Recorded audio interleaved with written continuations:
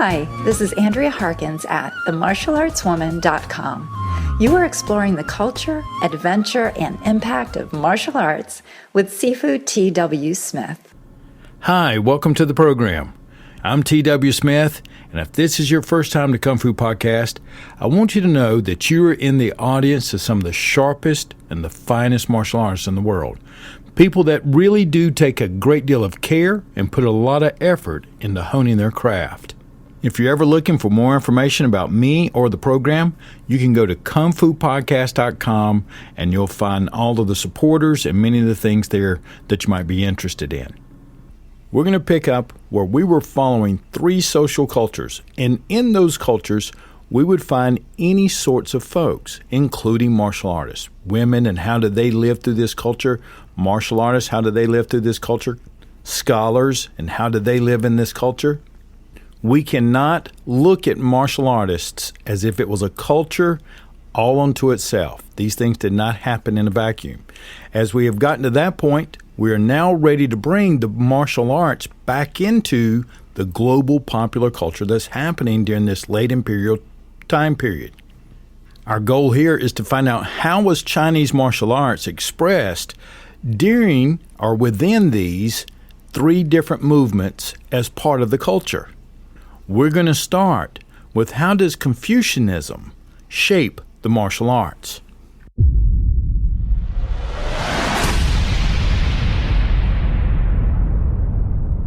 Professor Judkins writes, one might assume that the hand combat would be shunned in this sector of popular culture given Confucianism's discomfort with martial values. Yet there were probably more martial arts practitioners who emerged out of this social environment than anywhere else. In fact, one could speculate that one of the great failings of the scholarship field has been the lack of attention to how Confucianism informed the ways that ordinary soldiers and militia members thought about their craft. So if we take a moment and think about it, where in the historical record do we find instances of martial artists coming out and responding to the, for example, call of piety? Many important military officers clearly fit the model. Traditional Confucian models of authority and social order are important for understanding the life of General Qi Gong because, for example, while he initially included a very now famous chapter on the use of unarmed boxing and the training of military units in the military encyclopedia that he authored as a young man, he actually omitted the same discussion from the much better known second edition that was published much later in his career. Why did he do that?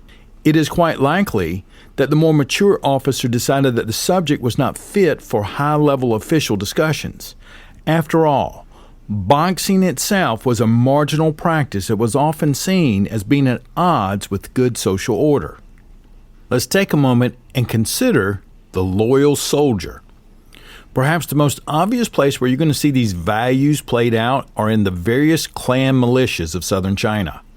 Clan structures exist across China, but for reasons that go beyond the point of this particular episode, and they tended to be much stronger and more influential in Guangdong and Fujian. These clans routinely owned large amounts of property and even controlled the local industries. In effect, they functioned both as kinship groups and large private corporations. These clan structures had a need to collect rents, taxes, and to protect their assets from encroachment by other clans. This led these organizations to create their own military organizations. These existed, for example, off the books and were largely independent from state control. Such units would often hire professional martial artists to act both as instructors and as mercenaries to stiffen the ranks of their part-time militia members. It was not unusual for clashes inspired by the economic interest of the various clans to escalate and, of course, turn deadly. When that happened, the state was forced to step in. Of course, the local government had no interest in actually dismantling the clan militia. These family-based fighting units were the basic building blocks that the state-controlled and gentry-led militia system was constructed out of. As a side note, in the upcoming episode, I want to talk to you about exactly that, those family-based militias that, as we were just discussing, were part of the martial artists. Some of them grew up to be the martial artists and would train and stiffen up the ranks. And many of that through the late imperial period, but the first Ming emperor actually passed a law that ensured that Chinese martial artists were going to be born and raised to work. Let's go back to the essay where we were just discussing that the building blocks of the state's militia were these family fighting units. But what's also important is when things go sideways and people are killing one another out there for taxes and rents and property and things like that, it is important to publicly deliver justice. And that's an important component of any good governance. It's not good enough just to do it. You got to do it out in front of the cameras, so to speak, or in those days, I'm assuming, out in the public. So when this happened, the clan that was determined to be responsible for a death or an outbreak of severe violence, that clan would be forced to turn over to the state a number of individuals. Interestingly enough, these were usually not the actual individuals who were responsible for the actual attack, at least if those individuals had any value.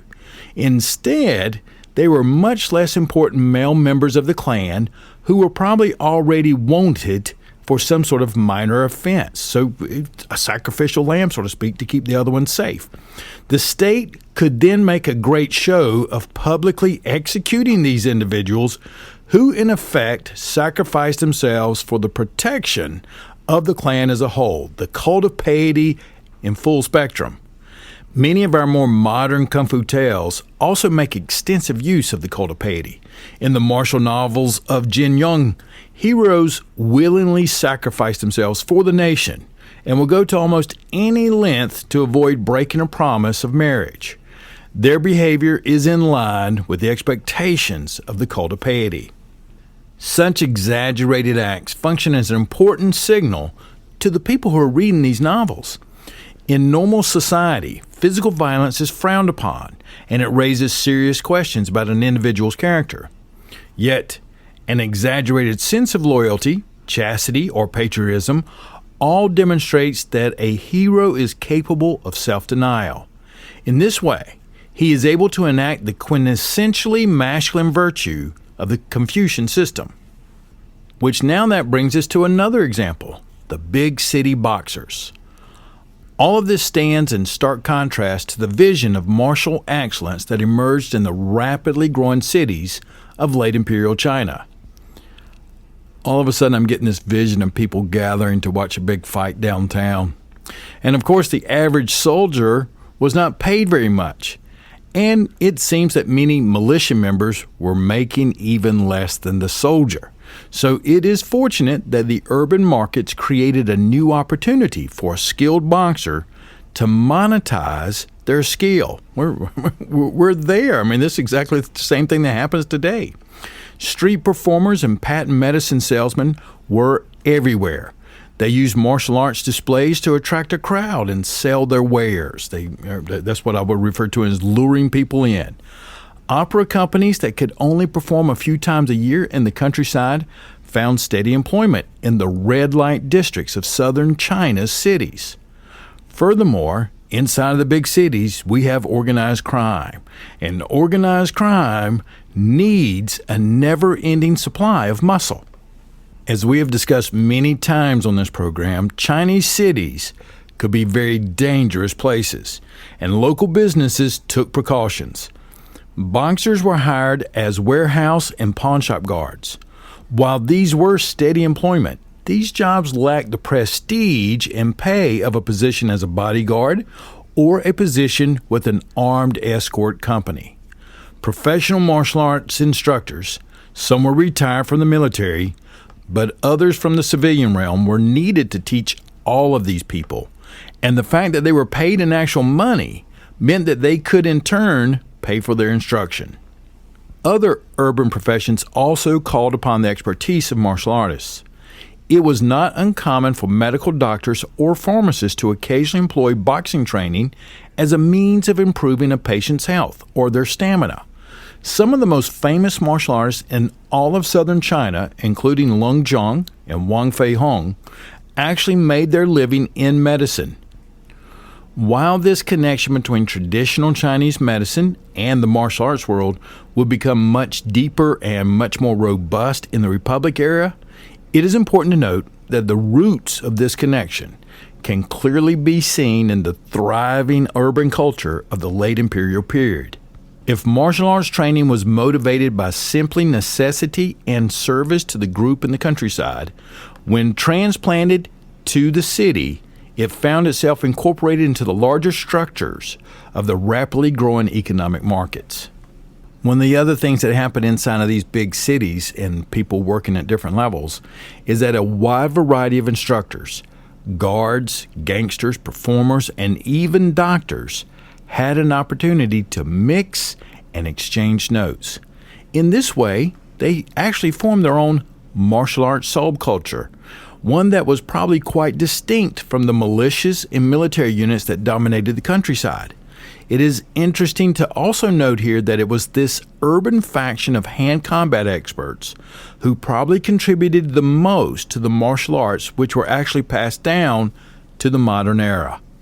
And that now brings us to retreating from the world of rivers and lakes. I'd like to take a moment and ask you for your support. If you enjoy this program and like for it to continue to come out more regularly, I could use your help. You can go to kungfupodcast.com/support, and I have a list of things there that I could use in order to make this program more enhanced. In fact, more enhanced being, for example, adding things into your show notes that you can pull up with your podcast player that I have not been able to do for you in the past. Whether it's donating a few dollars, going shopping through our Amazon links, or at the very least, just tell a friend. Any of it helps, and I could really use that. So, kungfupodcast.com/support. Now, let's get back to the program.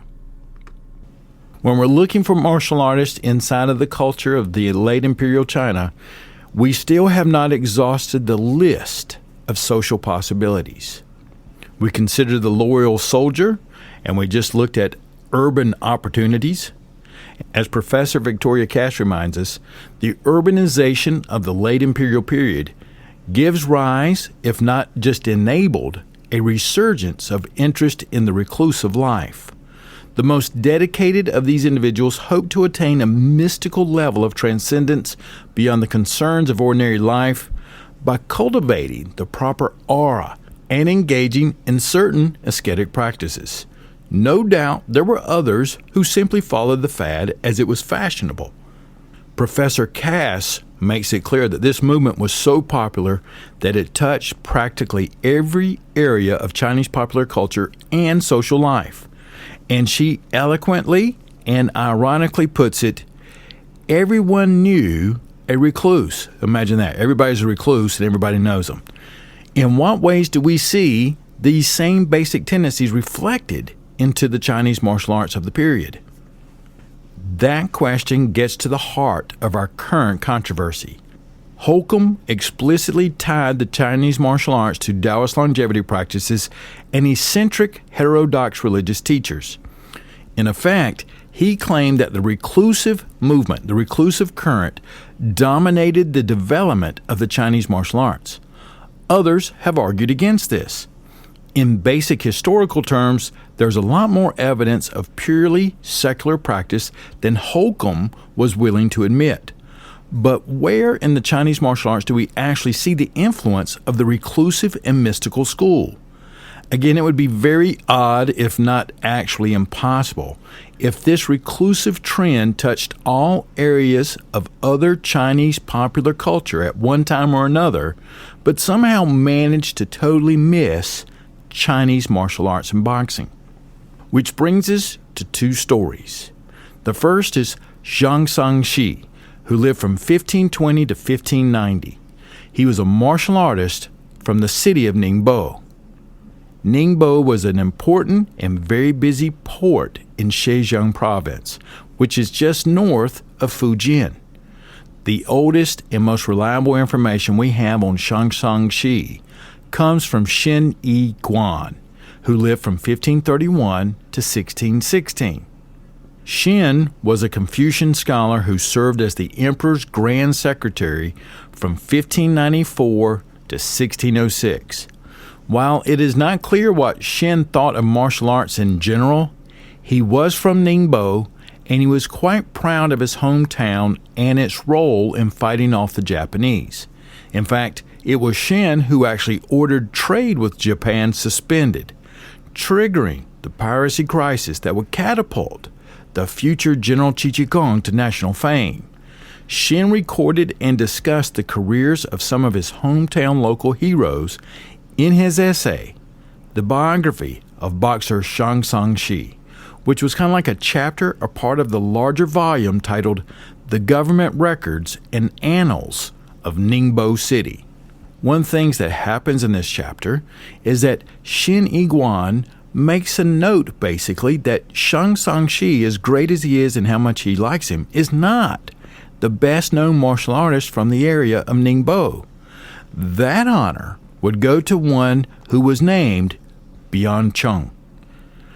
But the problem is that Biancheng was an extremely rude fellow. His life did not conform to Confucian values, such as the cult of piety, and instead Biancheng sought fame and wealth. And he must have been an extremely unique individual, because he managed to find fame and wealth twice. Biancheng turned to the martial arts to solve his personal problems, and he taught widely, without showing any discrimination about the character of the students. So basically, if you come, you pay me, I teach you. On the bright side of this, Biancheng did manage to defeat a whole group of Shaolin monks that were brought there to help quell the pirates and that problem, and then they sought to challenge him. But yet and still, our honorable Confucian scholar Shin Yiguan, who was from Ningbo, still held Shang Shi as being better than that rude fellow Biancheng. Shang Shi was taught by another formidable but socially unreconstructed local boxer named Sun 13. Shin describes Sun 13 as being very rough and brutal. We also know that he valued simplicity and directness. Well, I kind of like that guy. Well, apparently, he also valued theoretical parsimony, a trait still seen in southern China's compact, jewel-like hand combat systems today. Sun 13 claimed that his entire art could be described by just 3 keywords or guiding principles. And his most talented disciple was, yep, you know it, Mr. Shang Shi. Shang Shi was not a full-time professional boxer, but was actually a tailor by trade. He earned the respect of our Confucian scholar Shin because he took what he learned from his master and he added the dimension of ethical refinement to it. So rather than Sun 13's 3 principles, Shang Shi taught 5, with the last 2 being ethical and highly Confucian in nature. Let's remember that we're looking at the early to mid 16th century. Whereas the rude fella beyond had sought fame and brawled with even ill-behaved Shaolin monks, our honorable Shang Shi was retiring and he refused guests or callers who were interested in learning his martial skills. He spent his time in isolation and favored the life of an eccentric gentleman farmer. This contrast between the 2 martial artists, Biancheng and Shang Shi, from the same hometown of Ningbo is fascinating. Clearly, Biancheng and Sun 13 represented the social context of the southern urbanism that we were describing earlier.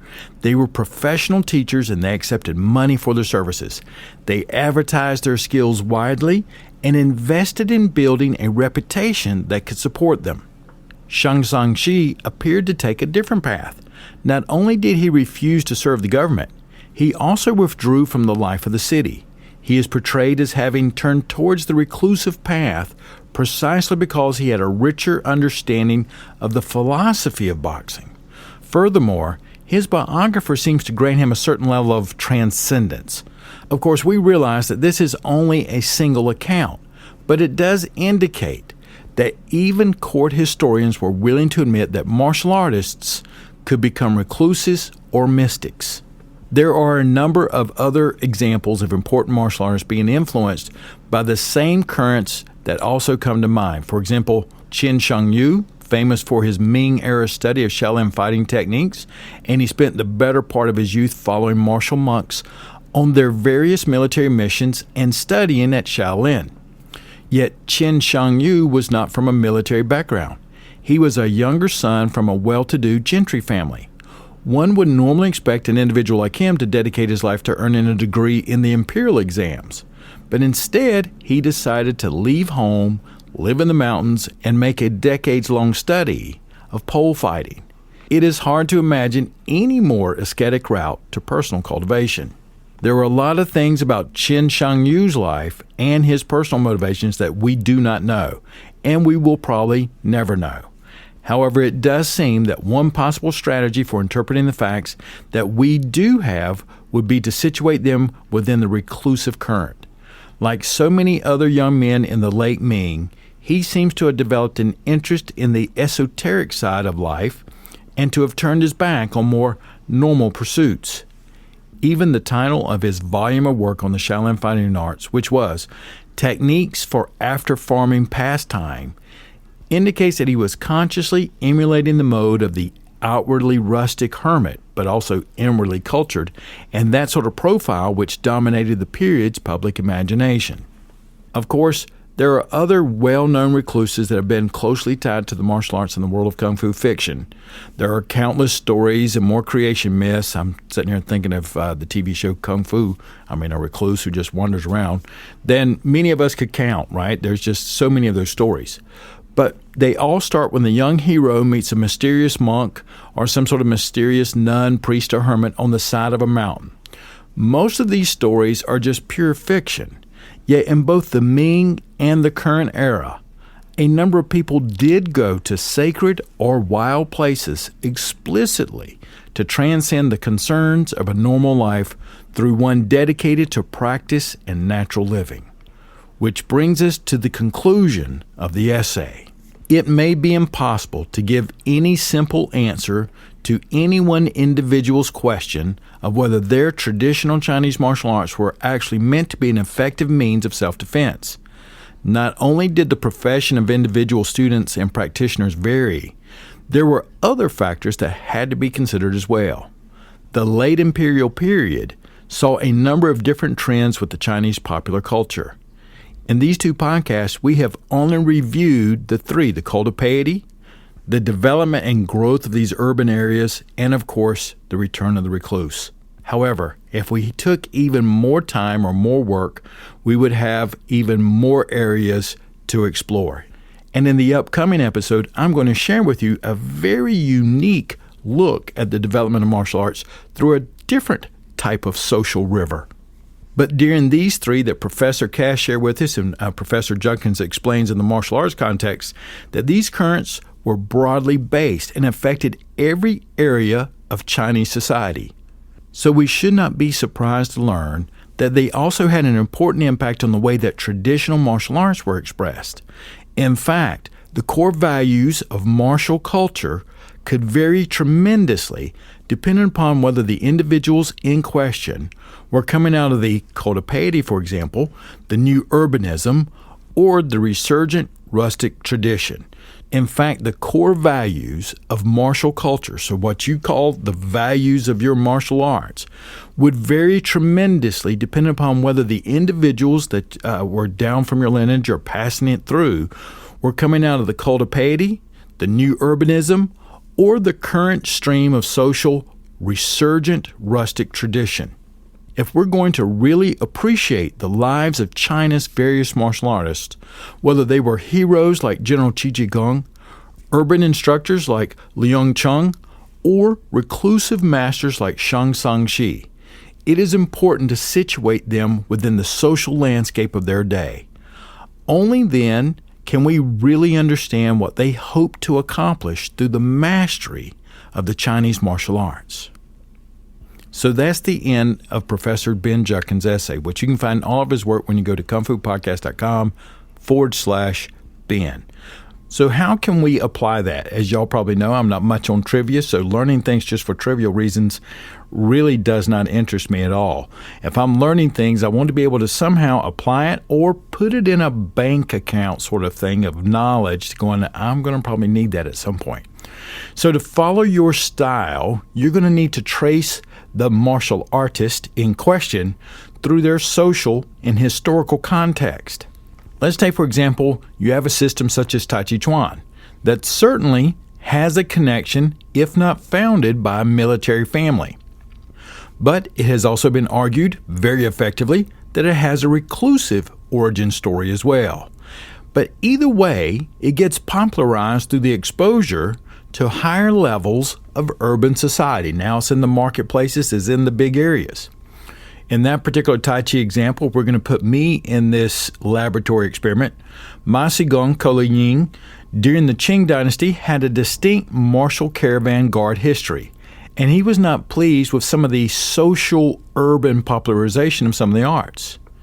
His Sigong Yangban Ho, by various accounts, was, let's say, not necessarily a social butterfly either, and had military training duties as part of his resume.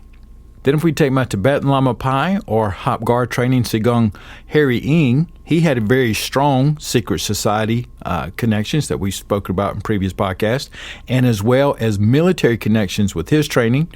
My Choli Foot came from basically what I would describe as social muscle on one route, and on the other side from a gold rush recluse, Sigong Marsik.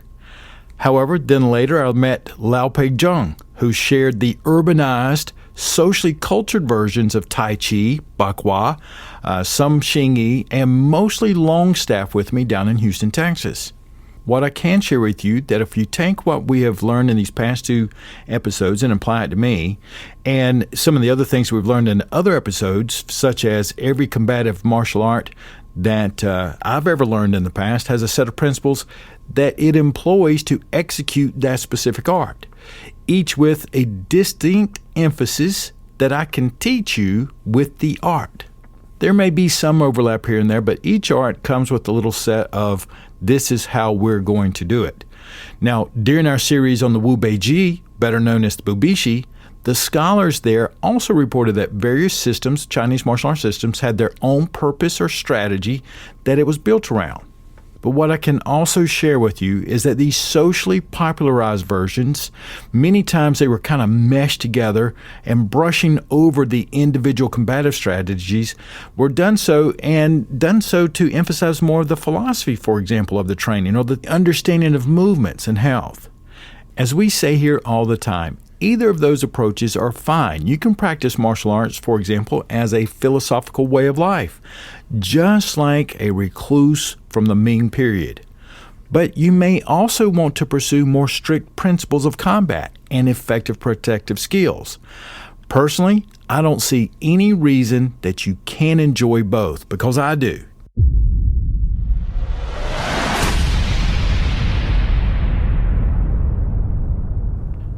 Don't forget that I could use your assistance, helping me make this program more available, enhancing it, and letting it grow.